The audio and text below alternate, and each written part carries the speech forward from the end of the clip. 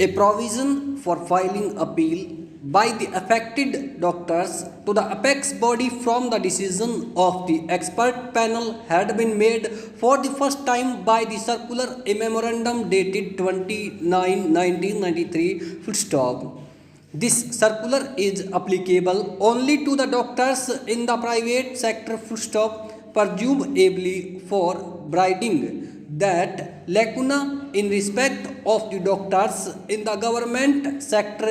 The government had issued circular memorandum dated 29/1993 in continuation of the instructions issued in the circular memorandum dated 31/10/1989 and modifying the same by making a provision for the doctors in the government sector to file appeal to the apex body from the decision of the expert panel full stop. The judgment in Jacob Matthews case had been pronounced on 5/8/2005 full stop. The circulars dated 18/12/2006 and 16/6/2008 had been issued thereafter full stop. The circular dated 16/6/2008 applicable to doctors both in government and private sectors had been issued in suppression of all previous instructions issued by the government in the matter full stop.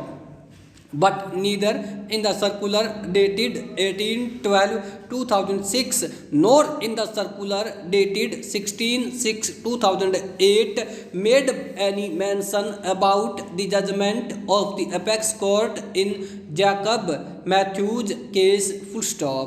Therefore, it is not discernible from these two circulars as to whether the government had considered the directions issued by the apex court in Jacob Matthews case while issuing them full stop stanza. It is true that the directions issued by the Honorable Supreme Court do not provide for filing appeal by the affected doctors as provided for in the circulars issued by the government of Kerala full stop. It is also true that the apex court has not prohibited such a provision for filing appeal by the affected doctors full stop in Jacob Matthews case.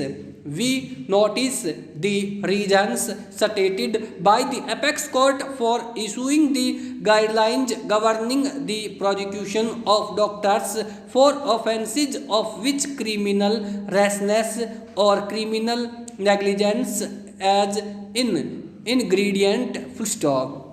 Their lordships observed full stop stanza.